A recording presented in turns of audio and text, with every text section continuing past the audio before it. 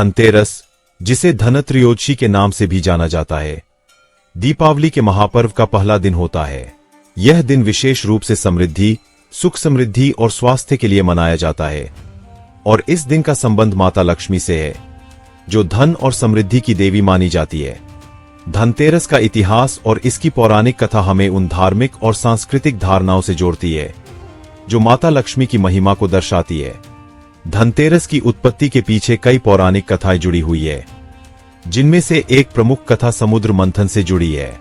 जब देवताओं और असुरों ने मिलकर अमृत की प्राप्ति के लिए समुद्र का मंथन किया, तब समुद्र से 14 रत्नों का प्रकट होना हुआ।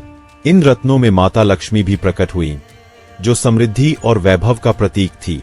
इसी कारण लक्ष्मी पूजा को विशेष रूप से धनतेरस के दिन किया जाता है, ताकि उनके आशीर्वाद से घर में सुख समृद्धि का वास हो सके। समुद्र मंथन के समय जब सभी देवता और असुर मंथन में लगे हुए थे, तो उस समय अमृत के साथ साथ कई महत्वपूर्ण वस्तुओं का उदय हुआ। इनमें से सबसे कीमती रत्न देवी लक्ष्मी का प्रकट होना था।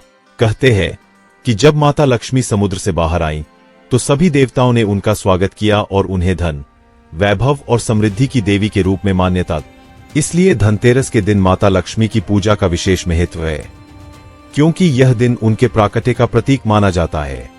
धनतेरस का इतिहास वैदिक काल से जुड़ा हुआ है। वैदिक साहित्य में भी लक्ष्मी पूजा और धनतेरस का वर्णन मिलता है। इस दिन को लेकर एक और कथा जुड़ी है कि भगवान धन्वंतरी, जो स्वास्थ्य के देवता माने जाते हैं, इसी दिन अमृत कलश के साथ प्रकट हुए थे। इसलिए धनतेरस को न केवल धन और समृद्धि के लिए, बल्कि स्वास्थ्य के लिए भी महत्वपूर्ण माना जाता है। आयुर्वेद के अनुसार इस दिन भगवान धन्वंतरी की पूजा से आरोग्यता की प्राप्ति होती है। इस दिन लक्ष्मी माता की पूजा से घर में धन, वैभव और सुख समृद्धि की प्राप्ति होती है। लोग इस दिन नए बर्तन, आभूषण और सोना चांदी खरीदते हैं, क्योंकि ऐसा माना जाता है कि लक्ष्मी माता घर में स्थायी रूप से वास करती है, जहां स्वच्छता और धन का सम्मान होता है। इस परंपरा का पालन करना न केवल धार्मिक बल्कि सांस्कृतिक महत्व भी रखता है।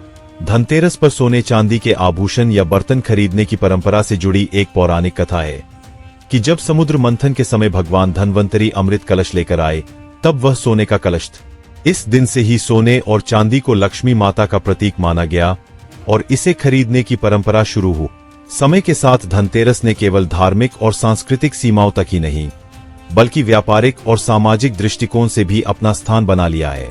आधुनिक समय में यह दिन नई गाड़ियां, बर्तन, आभूषण आदि खरीदने के लिए शुभ माना जाता है।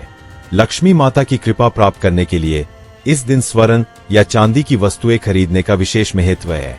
धनतेरस के दिन लक्ष्मी माता की पूजा की विशेष विधि होती है।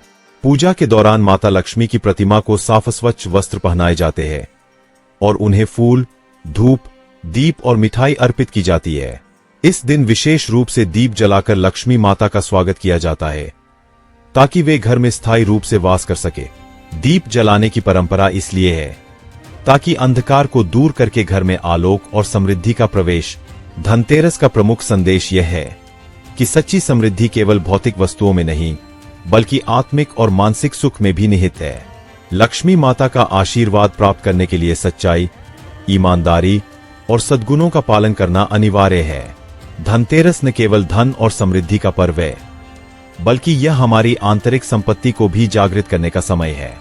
धनतेरस माता लक्ष्मी के प्रति भक्ति और समृद्धि का पर्व है, जिसका ऐतिहासिक और सांस्कृतिक महत्व अत्यंत गहरा है।